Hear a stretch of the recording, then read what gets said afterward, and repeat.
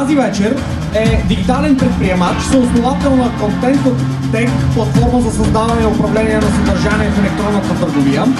Инвеститор е и в консултативния борд на редица компании, сред които Melissa и Taylor & Hart. Тя и екипът й са сред пионерите на електронната търговия в региона. Тя е един от основателите на Fashion Days в България и доскоро ще е изпълнителен директор на Fashion Days Group. Нас компания е най-големия онлайн магазин за мода в Централна и Източна Европа. Моля, посрещнете за аплодисменти Ема Вучева!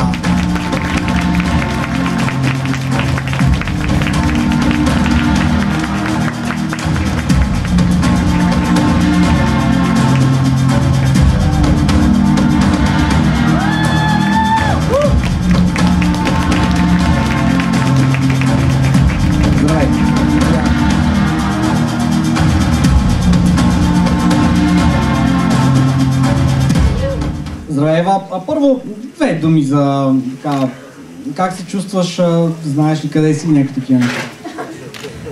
Много добре се чувствам, освен това съм сигурна, че понеже никой не познава Иво, всички са тук заради мен, аз тук такова убеждение. Да. И най-много заради Михаела, според мен. Добре, направо това дойде и аз да почвам. Да почваме. Иво, тръгвай ти.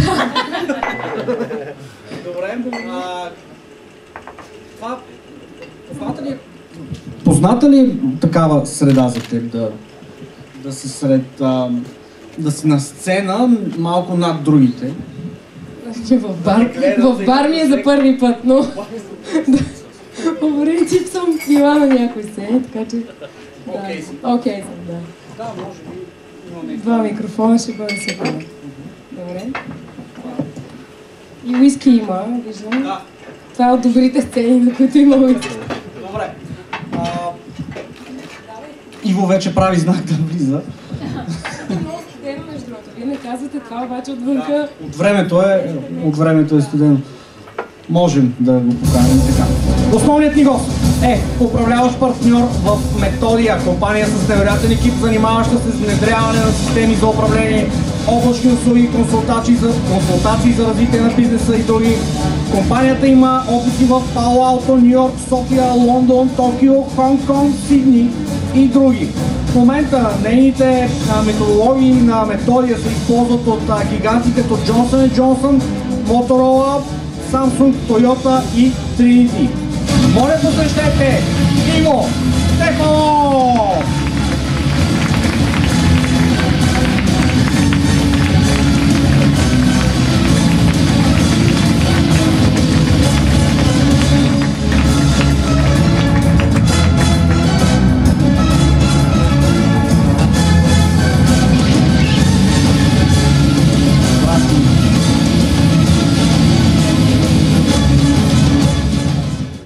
Иво, твоя микрофон е с кабел, за да не избягаш.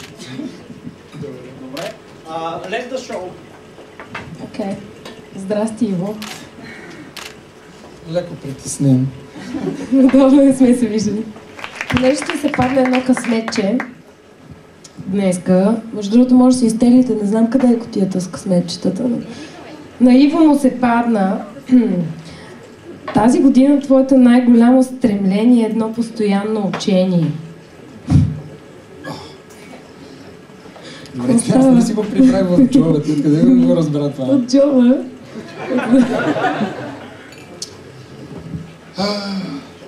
Какво научиш? Аз никога през живота си не съм се научил от нищо. В смисъл, има хора, които знаят много от книги, не че не съм ги чел и то по-много, от учебни заведения, и така нататък. Аз съм се научил само от грешките си. И всъщност много рано в моята възраст се научих, че когато сгреша, което е лошо, и когато после се науча на нещо, което, ако съм се научил на нещо хубаво, това е смислено, това всъщност е истинското нещо, което учи. Според мен много хора днес си мислят, че да се греши е лошо. Да, разбира се, има някои грешки, които човек не трябва да ги прави, или по-точно да стои далече от тях, като например да ходи тича хаф маратон, без никога да тича. Да. Но няма нищо, което те учи повече от грешките. Това е на 100%. И всички го знаете. В смисъл, съжалявам, че ви казвам нещо. Добре, дай да направим един степ-бек, защото ние почнахме така много шеговито и отгоре. Обаче искаш ли, понеже хората наистина познават само мен в тази двойка, искаш ли да разкажеш малко повече? В смисъл, роден, отраснал, учил? Роден в София, отраснал в София, учил в София и доста отдавна. Първа компания, втора компания? Първа компания, втора компания в София. В България съм работил много, но беше в ученическите ми години, защото и в студентските. Бях на 21 години, когато бях в 4-ти курс, учих екология тогава. Когато в този момент реших, че всъщност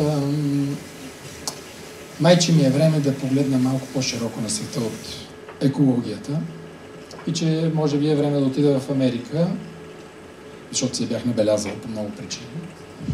И там да си продължа образованието и всъщност и да разбера за какво става дума в Америка, преди да реша какво ще правя после с живота си. Така че отидох в Америка. Това беше... Като студент отида в Америка? Това беше 96-та година, което го прави 20 години. Не съм живял в България. Между другото, това, разбира се, означава, че моите големи извинения, че моят български език не е напълно перфектен. Със сигурност включвам някакви странни думи или словосъчетания, но това е разбираемо. Все пак 20 години не живея тук, макар че искам да ви кажа, че винаги ще бъда и винаги съм много горд, че съм българин и затова и правя бизнес тук и затова искам да развия всичко от тук. България, не искам да казвам никакви клишета, но за мен тя е много специална. Така че и тя винаги ще бъде. Защото аз тук съм се научил на нещата, които ме правят мен днеска, който съм. Там съм научил други неща, които са важни. Тук са нещата, които са ме научили да бъда който съм. Така че тя ще бъде много специална за мен. Като правихме предварителния разговор, ние говорихме малко по-широко за това нещо, обаче аз си бях приготвила някакъв много хитър въпрос да те питам за това лидерите дали се раждат или се правят. Ти от коя страна на кантара си? Лидерите. Ние всъщност днеска сме на Лидер Токс. Да. Поговорим за лидери тогава. Да. В смисъл, ти като се роди в София и израсна в София, учи екология в София, лидер ли беше като ти случваха тези неща или след това някакси като отидеш в Щатите и кой е лидер? Добре, аз първо, я да си направим един експеримент. Може ли всички да си дигнат ръката, които на 100% се чувстват, че са лидери?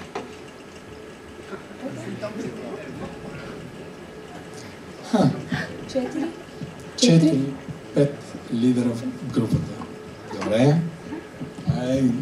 Добро начало, както се казва. Така ли? Хайде да видим сега. Лидерите дали се раждат или се правят, както каза Ева, или всъщност някой ги прави? Фабриката за лидери на дядо Коледа. Каква е теорията за лидерите? Всъщност, аз лично имам много... Аз се чувствам много близко до този топик за лидерите и не, че някога ми е бил толкова важен, но го почувствах супер болезнено близък, когато върнах компанията Метод, нали, нашата компания, която е в момента, я върнах тук в София и основахме хедквотерите тук. И разбира се, идвайки се с цялата американска методология и с начина, по който работим и начина, по който ще трябва да се случват нещата, аз направих всичките матрици, как ще развиваме хората по експертно ниво, по лидерско ниво и така нататък. Както си го знам, работил съм в най-големите корпорации на света, в Лусан, в Джонсън & Джонсън и така нататък. Имал съм уникалния късмет да бъда на страхотни образования, да работя с истински невероятни хора. Хора, които са ме научили много. Така че аз бях готов, то беше ясно, че това ще го правя. Бях готов да донеса всичко, което имам със себе си. Направих пълната матрица, както всички други качества, така и лидерските качества. И казах, един ден напратих имейл Сега, ето ни ги нашите нови лидерски качества. Ако някой не ги разбира, да дойде да си ги говориме. Това е което вярваме. Всъщност имам тук някои хора, които много ме очудиха. Те са ми бивши служители, които бяха там тогава, в този ден. И съм много приятно изненадан, че са тук. И им казах, this is our leadership skills. И в този момент целият менеджерски състав, а и голяма група от хората ме погледнаха, ама просто като абсолютно пълно изкопаем. Какви са тия лидерски качества и защо ще ни оценяваш по лидерски качества? Аз казах, защото това е... Всеки човек ги използва тия качества в работата си. И те казаха, ама ние не искаме да сме лидери. Какво? Аз, например, не искам да бъда лидер. Какво значи лидер? Лидер? Аз искам да съм нищо друго, не искам да съм лидер. И тогава за първи път аз се сблъсках. После много пъти съм се сблъскал също, виждал съм го много пъти. Тогава за първи път се сблъсках с тоталната мисконцепция на това какво е лидер. Защото всъщност в последните години, или може би въобще по принцип в нашето общество, лидерите винаги са били възприемани като някакви супер хора, страхотни хора. Той е лидер. Защо е лидер? Той е. Защото кара Мерцедес. Или whatever. Сега, и със сигурност е имало някакъв момент от развитието на човечеството, може би преди много години, някакъв първобитен общинен строй, в който е имал един с една камена бухалка, който е казал, който не ме слуша мене, не ме фолова, е до днеска и разбира се всички други са го фоловали. Той е бил лидера, обаче това от толкова отдавна не е случая, че вие го знаете много добре. Аз знам кои хора са били тук преди мене и кои хора са говорили. In short. Няма шорт. Роден ли, раждаш ли се или... За мен лично лидера е две неща. Ясно е кой не е лидера. Не е лидера шефа, боса, преуспелия, милионера. Това не е никакъв лидер. Може да бъде, но не е задължително. Лидер е човек, който има две неща в себе си. Едното е да бъде супер луд и супер амбициран и супер разбиращ какво на него най-много му харесва. И второто нещо е да може малко или много да го обясни това нещо и да работи с хората, с които ще работи, или да ги докосне по някакъв начин, или по някакъв начин да направи нещо, така че и те да се почувстват специални, защото те ще правят това, което на тях им е най-специално. А в същото време ще бъдат с него, защото те вярват, че и неговото най-специално и на тях им е най-специално. Това е. Ако утре един... Сега сме в PM, така че да не го ползвам този пример. Ако един диджей тук, той ще бъде по-късно. И не е лош.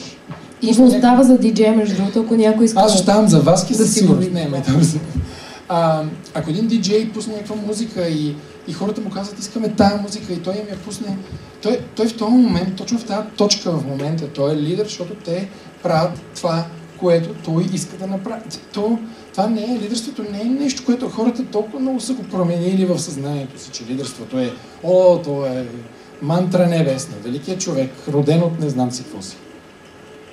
Не, той просто си е нормален човек, който прави това, което му харесва и в същото време при всички положения иска да се обкръжи с хората, които на тях им харесва каквото правят и на тях им харесва каквото той прави. Добре, ти според тебе, за да е някакъв човек лидер, трябва ли да има някакви хора, които го следват? Или може си е лидер... Така! Като падналото дърво в гората на тая. Аз съм си лидер, ама никой няма да го знае. Да, в смисъл. Човек може да е центриран, може да знае какво иска да прави с живота си. Трябва ли да има някаква орда последователи, за да го дефинираме като лидер? Трябва ли да лидва някакви хора или може просто да си лидва себе си? За мен аз по принцип занимаваме се с софтуер и с компютри в нашата компания, това е ясно. Но аз напоследък много се интересувам и много чета от квантова механика и квантова физика и квантов компютинг и така нататък. И се зачетох в един Ричард Нюмфилд, един много известен физик, който не го бях чувал никога и въобще няма да се очудя, ако никой не го е чувал. Нобелов лауреат, измислил трептенията на квантовете и така нататък. Никога не съм го знаел. Но той, принципно, него, когато са го попитали, добре, тебе, какво те мотивира? Какво те накара това да го направиш? Той е казал така. Ами ние с баща ми един ден, когато отивахме в парка, аз се дърпах моята количка, тя като едно ремаркенце, с моите двете топки, футболни, нали, с които двамата с него шеритаме, нали, топки, когато отида. И ми направи впечатление, че като тръгна и топките, хоп, минават назад в ремаркето. И после като спра, хоп, те минават напред. И като го видях това, че се случва 2-3 пъти, аз съм, нали, на 7-8 годинки, това казва той. И спрях и попитах баща ми, който беше човека, който знае всичко на тази планета. И му казаха, бе, тате, топките, що като тръгнем минават назад, а като спрем, минават напред. И той ми каза, сине, това е инерция. И така аз се замислих малко, след което му казах, а какво е инерция? И баща му казал, виж сега, инерция, това е думата, с която учените хора обясняват защо като тръгнеш напред, топките тръгват назад, а като спреш, те тръгват напред. Но да ти кажа честно, всъщност никой не знае. И това било факт, точно в това време никой не е могъл да обясни. Те са знаели, че това го има, но не са знаели защо го има. И този човек до ден днешен, без да е лидвал хора, без нищо, когато са го питали, тебе кой те лидна до този успех? Защо си един от най-великите 10 физика на планетата днес? Нали, точно толкова велик, колкото и Айнщайн в нещата, които той е правил. Той каза, защото моят лидер, баща ми, ме накара да се замисвам защо това нещо се случва. И аз до ден днешен, ако той не ми го беше казал това, аз никога нямаше да се занимавам с физика. Колко са ни важни лидерите в живота? Айде. Имаме въпрос.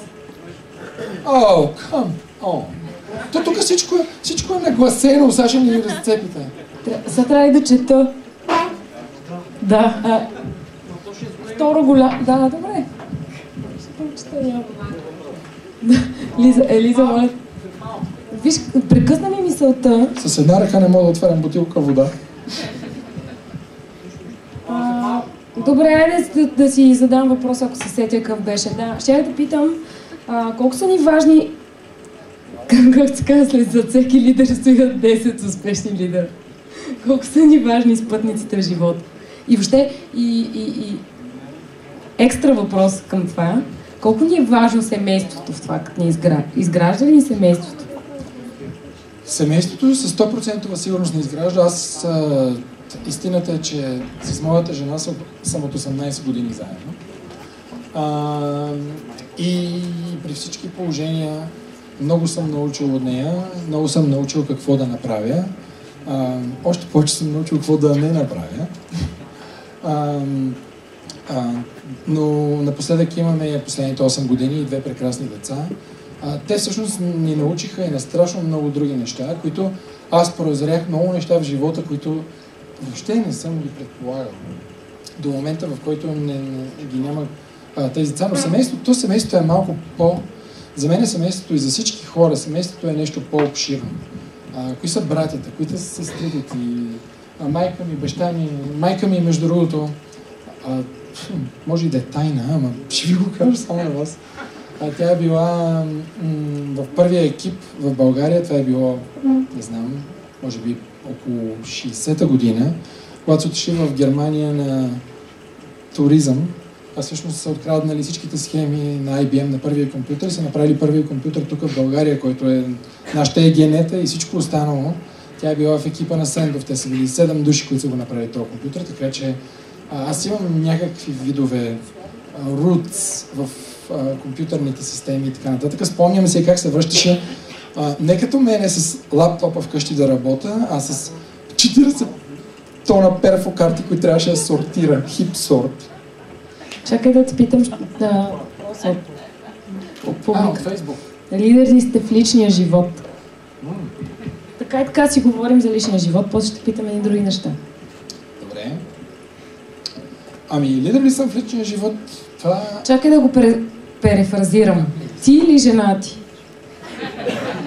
В смисъл в семейството, защото сега за семейството си говори. Сега, първо на първо, понеже много добре знам, че това е на видео, разбира се, че жена ми. Аз винаги съм вярвал в 50-50. Всеки човек трябва да донесе това, което иска да донесе, това, което може да донесе и да даде това, на което е най-способен. Всъщност, аз това го вярвам не в семейството, аз това го вярвам по принцип. И в нашата компания, и в работата ми с хората, ако някой не иска да направи нещо, ти трябва да го очакваш от него. То няма нищо, което може да го накара да го направи. В същото време, ако някой иска да направи нещо, ти просто трябва да си много зле, за да му го попречиш. Това е много просто. Така че лидер ли си е много прост въпрос. Ти всъщност разбираш ли кой какво иска и позволяваш ли му? Защото ако всеки прави това, с което може да бъде полезен и това, което иска да направи и вярва, че и това, което ти правиш е това, с което ти си полезен, то тогава няма лидери, тогава всички са лидери. Тогава всички са лидери. Всъщност всички са лидери. Добре. Айде си поговорим малко. Може ли по-смело, защото така почна наченкане някаква... без такива пляскания по средата. После. Айде накрая. За друго искам да си говорим, защото все пак ти спомена за това преди малко, обаче не съвсем. Каква е разликата? В смисъл, какво е успял човек? Айде да почнем така. Защото това, което много често се случва, особено... Всъщност много често се случва, навсякъде, everywhere in the world, е, че ние виждаме някакви хора, които по стандарт наричаме успешни и смятаме, че те са лидери, защото имат добри коли, добри бизнеси. Така че да дефинираме какво е успеха за тебе. И това променя ли се във времето? Има ли си някакви моменти, в които си мисля, че е много успеха и след това си кажеш, окей. Питам те, защото на мен ми се е случвало, примерно. Успеха при всички положения е постоянно променяща се величина. За тези от вас, които не се е променял успеха, това означава, че не следвате мечтите си. Моя първи успех, дали да почнем с него? Моя първи успех беше, когато бях на 7 годинки. Предполагам, че съм имал успехи и преди това, но тях не си ги спомням. И цялата рода не е разказвала за тях след това. Така че моя първи успех беше на 7 годинки, когато тръгвайки си всеки ден от училище, аз минавах през подлеза на Плиска, учих на Плиска и виждах там в хотел Плиска долу имаше един страхотен бар, така ми изглеждаше. Уникален бар. С плюшени дивани, хората там седяха, пиеха Кока-Кола, което за мен беше вау! И си казах, аз ако някога седна на този диван и пие една Кока-Кола, после мога да умра. Ти си зет. Гледай ги тия как пият кола тук. Аз не мога да пия кола. Със сламка ли или без? Не знам. Прибрах се вкъщи и казах, може ли да си купиме кола? И майка ме погледна и каза, ние имаме сироп от бъс. Аз казах, искам Кока-Кола. Няма да ти купиме Кока-Кола. И аз казах, добре, може ли 25 стотинки? И баща ми, който е началник финанси на голяма институция тогава, казва, за какво си ти? Имаш си всичко. Имаш абсолютно всичко. Покрив над главата, храна, трамвай, който те води. За какво си 25 стотинки? Аз казвам, искам 25 стотинки да отида и да седна на подлеза на Плиска в бара и да си поръчам на сервитора една Кока-Кола. И очаквах, разбира се, майка ми и баща ми да станат и да ръкопляска и да кажат, това е някакъв ти нещо дете е уникално. Обаче, резултатът беше коренно различен. Баща ми погледна майка ми, този от мен. Майка ми каза, това е дявола се е родил в нашата къща, въобще какво става тук. И принципно, моля Олес, аз току-що разбрах, че имам някаква мечта, която абсолютно ничего, аз нямам къде да взема пари. Никой не ми дава пари. Баба ми на село другото лято и така нататък. Нея ще измоля, тя винаги ще ми даде, ама това е много далече, а така се да кола утре. И на другия ден трябваше да измисля начин, по който да изкарам 25 стотинки. Така че като се прибрах вкъщи, те ме оставаха вкъщи сам за някакви часове. Брат ми е в училище, майка ми и баща ми са на работа. И аз реших как ще изкарам пари. Отидох, събрах от шкафовете им неща, които знам по принцип, че ползват. Взех им това, взех около 7-8 неща. Сложих ги на масата, махнах покривката, сложих ги на масата в хола, взех една табелка, направих бърза сметка, доколкото може да смятам, че ако ги продам тия на около 5 стотинки, ако се пазарят хората, ще слезат надолу, нагоре. 25 стотинки ще изкарам със сигурност. Сложих една табелка Сергия при бай Иво и седнах да чакам. Около 2 часа. Наистина, 2 часа съм седял и съм чакал да влезе първия човек. И влиза и се чувам вратата, че се отваря и викам, почвам да правя пари. При което влиза брат ми и ме поглежда. И сега разбира се, 8 годишен по-голям брат, ясно как ще реагирате за просто болен. Но аз казвам, ако ти трябва твоето нещо си там, което не си спомням какво е, обаче знам, че ако ти трябва това нещо ми дължиш 5 стотинки, иначе не ти го дам, това е на Сергия, тук не мога крадеш. Той ми е добре. Ето ти 5 стотинки и аз викам, бизнесът тръгна. Майка и баща ми като дойдоха, те разбраха, че нещата са сериозни. За разлика от брат ми, който това го вижда като някакъв супер джок, за майка ми и баща ми това въобще не е смешно, но разбира, това са комунистически времена, може да си представите, там са нещата трагични. Аз правя Сергия вкъщи.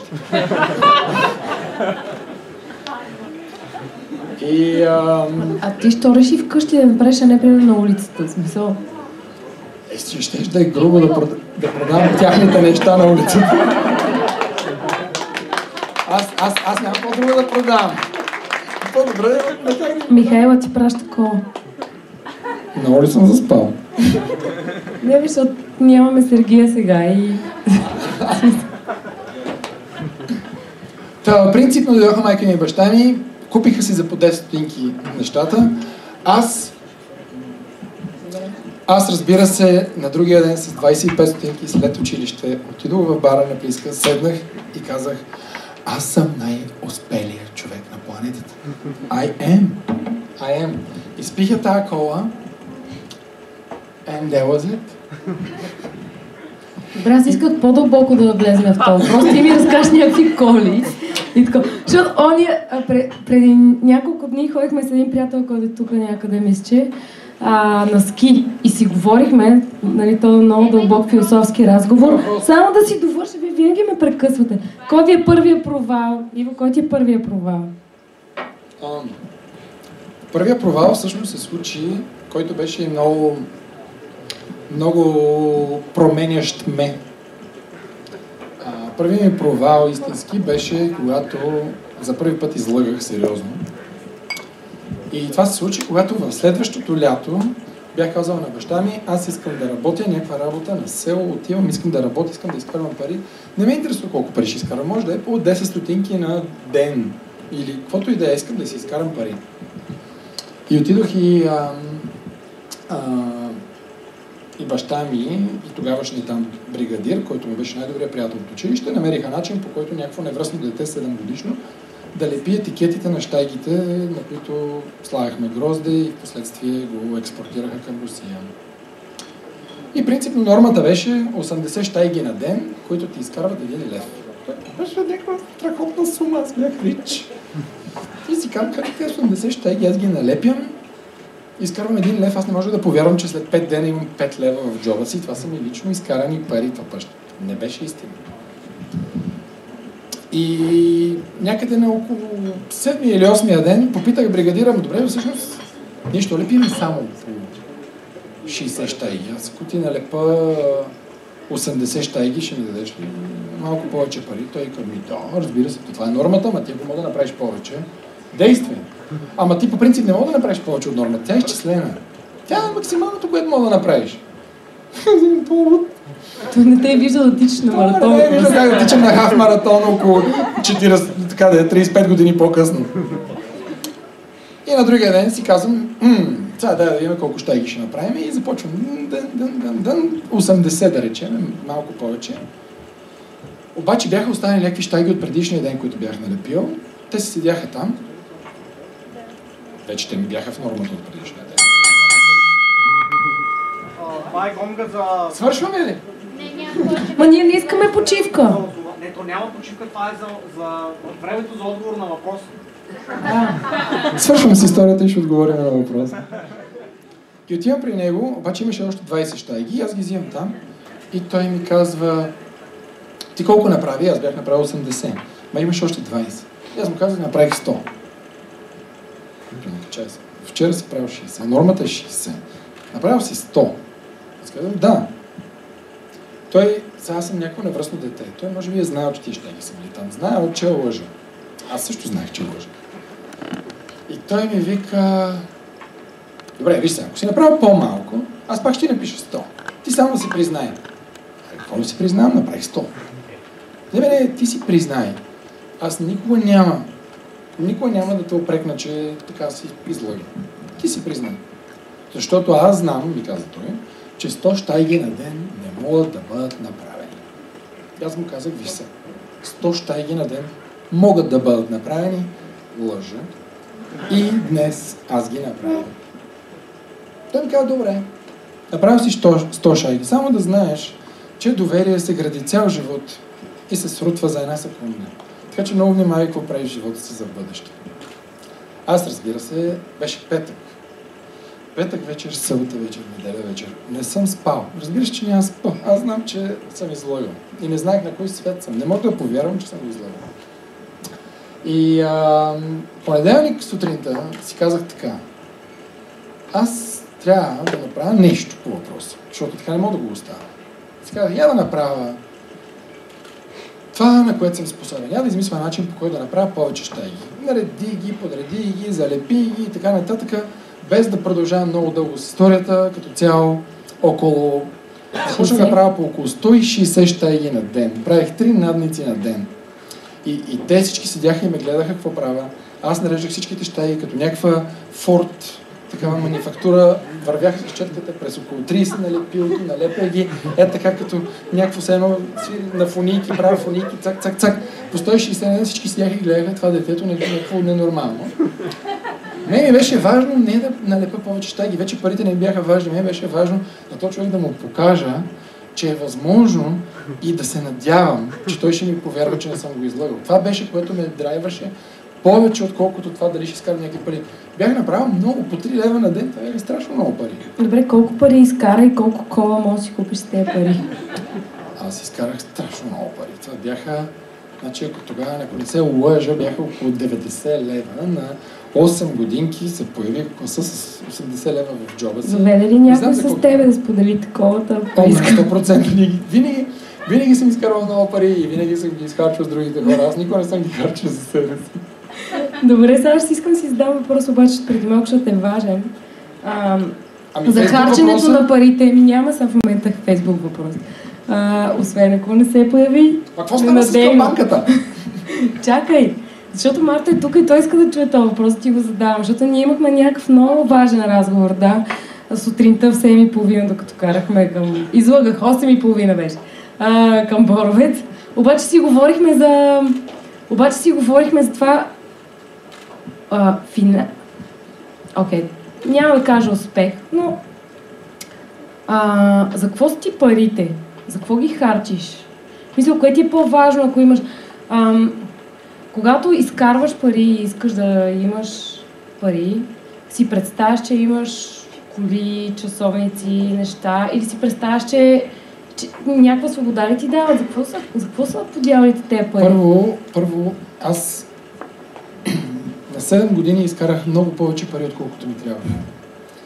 И много бързо разбрах, в последствие запознавайки с много хора, които имаха повече пари от Господ, както се казва, и ги вижда колко са нещастни. Много бързо ми стана ясно, че това да си изкарат пари не е нещо, което е трудно. Не е, нали, в смисъл, как да го кажа?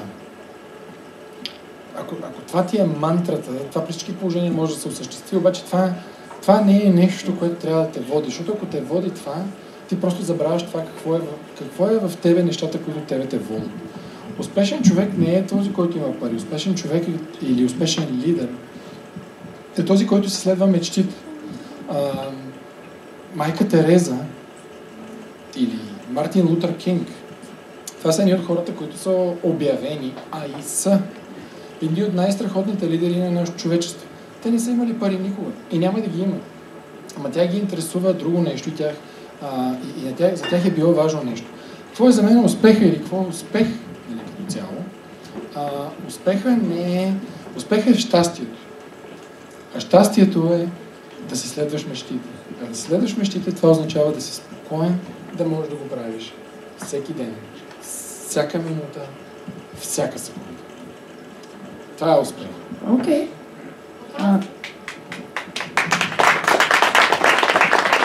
Най-накрая, отлично.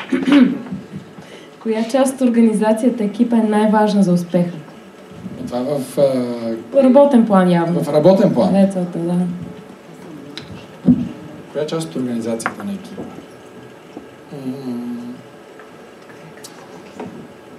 Екипа като цяло, като отделни групи или като хора, се гради само на едно единствено нещо и това е какво ги сплотява.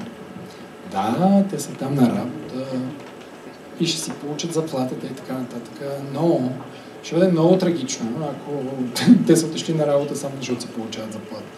Всъщност ние, когато интервюираме хора в нашата компания, и след това, аз се зарадвах, че тази вечер има само един човек от нашата компания, но всъщност тя може да го потвърди. Първото нещо, което аз задавам като въпрос е на тебе каква ти е мечтата. Ти какво всъщност най-обичаш да правиш? Аз обичах да програмирам. Не. Ти какво най-обичаш да правиш? Да слушаш хеви метал ли, металика ли? Ти ми кажи какво най-много обичаш да правиш. И след 6 месеца аз обикновено пак ги питам хората и те си мислят, че съм етапия, но аз съм супер сериозен. Ти наистина какво на тебе ти е най-важното в живота? Ти трябва да кажеш и трябва да знаеш. Защото ти ако не знаеш какво на тебе ти е... Всеки знае. Що го казвам тя? Всеки знае какво му е най-важното в живота. И най-важното в организацията не е някой определен екип. Не е шефа, не е шефката, не е чистачката, не е някой си среден човек по веригата. Най-важното в организацията е, когато всички хора са събрани там, защото вярват, че ще правят това, което най-много им харесва и защото заедно ще правим това, което най-много ни харесва. Това е най-важното. Какво питаш хората, като си тръгват от твоята компания? Страдаш ли хората, като си тръгват? По принцип.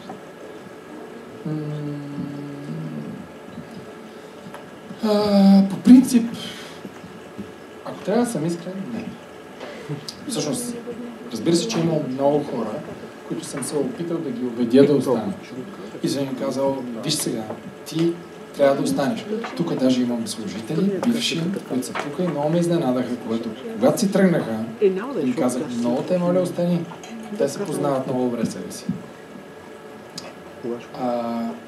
Аз когато бях на 14 години и тренирах футбол.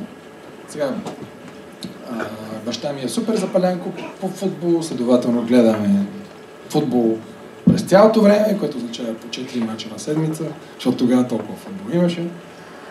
Не като сега, брат ми е супер футболист, той е с 8 години по-голям от мен, следователно и аз ще бъда футболист. Това е много ясно. Няма къде да ходя, ще ритам футбол. Пред Бока ритаме, записах се да тренирам в един отбор, тренирах в този отбор. След там, разбира се, първо ме караха да тичам. Която история вече я знаем.